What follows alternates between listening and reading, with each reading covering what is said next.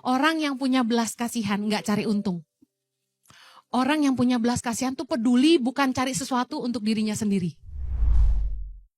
Belas kasihan membuat kita itu punya kepedulian sama orang lain. Orang yang punya belas kasihan pasti peduli sama orang lain. Bukan hanya sekedar berkata, aduh kasihan deh. Enggak, orang gampang ngomong kasihan. Tapi belas kasihan itu memaksa orang untuk melakukan sesuatu, untuk menjawab kebutuhan orang lain dan menolong masalah orang lain. Orang yang gak punya belas kasihan akan berkata, bukan urusan saya. Tapi orang yang punya belas kasihan, meskipun dia tahu itu bukan tanggung jawab dia punya rasa peduli. Orang bilang gini sama saya, Bu Heni, harusnya itu tugas pemerintah yang ngasih makan dan pendidikan anak-anak Indonesia. Karena di dalam undang-undang dasar Indonesia itu tertera bahwa orang miskin tuh dipelihara negara. Keadilan sosial bagi seluruh rakyat Indonesia. Ngapain Bu Heni capek-capek ngurusin anak orang? Orang miskin. Bahkan pernah ada seorang konglomerat. Saya kira manggil saya buat bantuin saya yang ada ngenyek. Ngapain kamu tuh pergi-pergi ke NTT, ke Papua? Saya kasih tahu kamu ya, gak ada gunanya nolongin anak-anak orang. Saya udah pernah, dia bilang, kuliahin anak orang. Apa bagusnya, gak ada untungnya, dia bilang gitu. Nah saya kasih tahu, ini bedanya. Orang yang punya belas kasihan gak cari untung. Orang yang punya belas kasihan tuh peduli bukan cari sesuatu untuk dirinya sendiri. Katakan peduli, bukan mencari sesuatu untuk diri sendiri.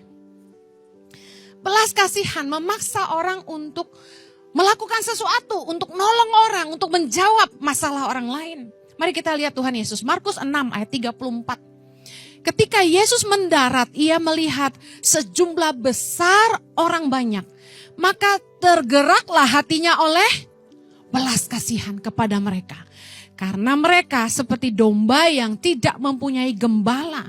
Lalu mulailah ia mengajarkan banyak hal kepada mereka. Perhatikan Yesus. Lihat, jangan sampai kita gak punya belas kasihan sama orang. Kalau nolong orang karena ada tujuan, itu bukan belas kasihan. Yesus karena belas kasihan. Mereka nih kayak domba yang gak ada gembala. Dia mengajarkan banyak hal kepada mereka. Saya yakin Yesus gak cari apa-apa. Mungkin gak ada yang kasih persembahan sama Yesus. Banyak orang yang mendengarkan pengajaran Yesus, belum tentu semua orang nabur buat hidup Yesus. Matius 15. Dalam kisah Yesus memberi makan 4.000 orang. Ayat 32. Sama-sama baca. Lalu Yesus memanggil murid-muridnya dan berkata, hatiku tergerak oleh belas kasihan kepada orang banyak itu. Sudah 3 hari mereka mengikuti aku dan mereka tidak mempunyai makanan. Aku tidak mau menyuruh mereka pulang dengan lapar. Nanti mereka pingsan di jalan. Coba bayangkan sekejap. Sosok Kristus seperti apa? Sosok yang penuh belas kasihan sama orang lain. Mana ada orang yang punya reputasi sehebat Yesus, hamba Tuhan terkenal, KKR di depan ribuan orang, masih mikirin, nih orang ikutin gua 3 hari, tapi mereka belum makan, kasihan nanti mereka pingsan. Kira-kira ada gak pendeta yang gitu? Mudah-mudahan saya seperti itu. Saya lihat betapa Yesus sekeren ini. Mujizat yang Yesus kerap lakukan banyak kali berangkat dari belas kasihan. Yesus tuh punya kepedulian yang sangat luar biasa sama orang. Dia mikirin orang lain. Masa dia lagi sibuk khotbah aja masih mikirin, ini jemaat ikutin saya ribuan orang 3 hari belum makan. Saya gak mau suruh mereka pulang, nanti mereka pingsan di jalan. Aduh Bapak Ibu, banyak orang yang bahkan gak peduli pembantunya belum makan. Yang penting dia makan. Berapa banyak dari kita yang peduli bawahan kita belum makan. Pernah nanya enggak, pembantu kita udah makan belum? Supir udah makan belum? Pegawai udah makan belum?